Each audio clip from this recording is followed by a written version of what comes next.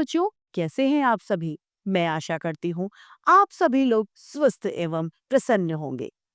आज हम हमारा पाठ प्रेरक प्रसन्न यानी जिन्हें पढ़कर हमें प्रेरणा मिलती हो, इस पाठ को पढ़ेंगे और समझेंगे। तो आइए इस पाठ को प्रारंभ करते हैं। यह है हमारा पाठ 14 प्रेरक प्रसन्न। सबसे पहले परोपकार यानी दूसरों के लिए, दूसरों के हित में कार्य करना। डॉक्टर राजेंद्र प्रसाद स्वतंत्र भारत के पहले प्रधानमंत्री राष्ट्रपति अत्यंत सरल हृदय तथा विनम्र स्वभाव के थे। उनके विचार, व्यवहार और वेशभूषा में भारतीयता के दर्शन होते थे। वे राष्ट्रपति होने के बावजूद भी बहुत सरल थे। उनमें किसी तरीके का कोई घमंड नहीं था। वे भारतीयता को प्राथमिकता देते थे। जो भी उनसे एक बार मिल लेता, उनके व्यक्तित्व यानी व्यवहार की छाप उसका मन मोह लेती थी। जनसेवा की भावना तो उनमें कूट कूट कर भरी हुई थी। वे लोगों की सेवा करना चाहते थे। एक दिन डॉक्टर राजेंद्र प्रसाद दरभंगा से रेलगाड़ी द्वारा पटना आ रहे थे। तभी सोनपुर स्टेशन आया और गाड़ी रुक गई।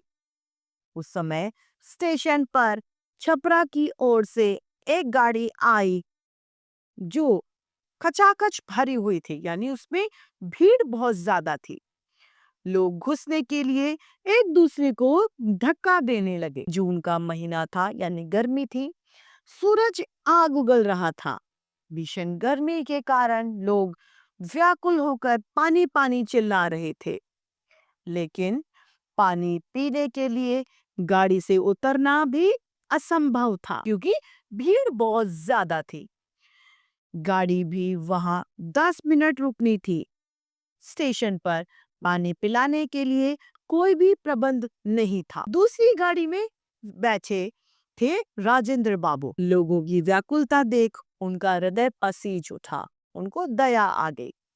वे गाड़ी से उतरे और स्वयं नल से लोटा भर कर गाड़ी में बैठे लोगों को दौड़ दौड़ कर वे पानी पिलाने लगे। अब जरा सोचिए, इतना बड़ा व्यक्ति जो क्या है, राष्ट्रपति, उसके बावजूद भी वो लोगों को लोटा भर कर पानी पिला रहा है। जबकि राजेंद्र बाबू स्वयं दमा के रोगी थे। उनको खुद को सांस की बीमारी थी, लेकिन फिर भी वो दौड़ दौड़ कर कार्य कर रहे थे। उस समय दमे के कारण उनका बुरा हाल था। फिर भी वे यात्रियों को तब तक पानी पिलाते रहे जब तक गाड़ी स्टेशन से चली न गई। इस बीच उनकी गाड़ी चल दी। वे दौड़कर अपनी गाड़ी में चढ़ तो गए, लेकिन दमे का दौरा पड़ने के कारण उनका बुरा हाल हो गया। देखो बच्चों, देश के सर्वोच्च पद यानी सबसे ऊंचे पद पे होने के बावजूद भी राजेंद्र प्रसाद ने लेश मात्र यानी थोड़ा सा भी घमंड नहीं था। वे सभी से बहुत प्रेम करते थे। सरलता और सज्जनता ही उनका सबसे बड़ा धन था। हमें भी किसी भी चीज का घमंड नहीं करना चाहिए। जो घमंड करता है वह व्यक्ति कभी भी अच्छा व्यक्ति नहीं होता। अतः किसी भी तरीके का घमंड अपने मन में कभी न आने दे। आज डॉक्टर राजेंद्र प्रसाद हम सबके बीच में नहीं है, परंतु वो हमें सिखा गए कि हम चाहे कितने भी ऊंचे पद पर क्यों ना पहुंच जाए, घमंड हमें कभी नहीं करना चाहिए। घमंडी व्यक्ति कभी भी सफलता को प्राप्त नहीं करता। अब है दूसरा, कर्तव्य परायणता। हमें अपने कर्तव्य का पालन सदैव करना चाहिए। गोपाल कृष्ण गोखले को कौन नहीं जानता? किसे? गोपाल कृष्ण गोखले। उनका जन्म 9 मई 1866 को महाराष्ट्र के रत्नागिरी जिले के एक छोटे से गांव में हुआ था। उनके पिताजी का नाम कृष्णराव गोखले और माता का नाम सत्यभामा था। वे हर प्राणी से प्रेम करने वाले थे। भारत की आजादी के लिए लड़ने वाले महान स्वतंत्रता सेनानी थे। कौन? गोपाल कृष्ण गोखले। उन्होंने देश को आजाद कराने के लिए अंग्रेजों की नीतियों के खिलाफ आवाज उठाई थी। स्वाभिमान और ईमानदारी की भावना उनमें कूट-कूट कर भरी हुई थी। वे छोटे बड़े सबके साथ समानता का व्यवहार करते और नियमों के पाबंद थे।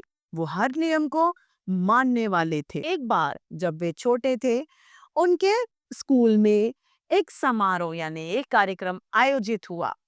कार्यक्रम के मुख्य अतिथि थे महादेव गोविंद रानाडे। कार्यक्रम के अनुसार समारोह में भाग लेने के लिए सभी मेहमानों को निमंत्रण पत्र भेजा गया।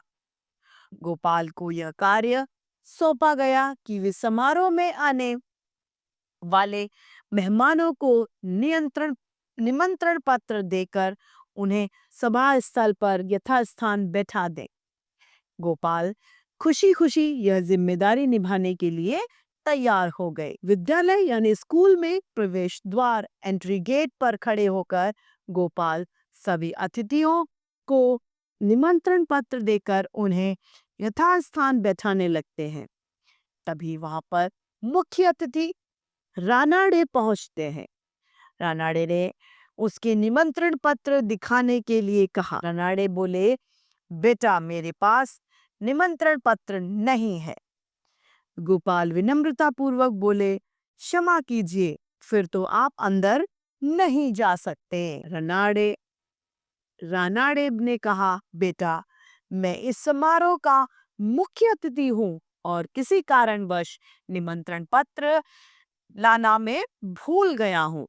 गोपाल बोले, मान्यवर आप कोई भी हो, लेकिन मेरा यह कर्तव्य है कि जिसके पास निमंत्रण पत्र है मैं उसे ही अंदर भेजूं, जिसके पास नहीं है मैं उसे अंदर नहीं जाने दूंगा। रानाडे बालक गोपाल की कर्तव्य परायणता को देखकर बहुत खुश हुए।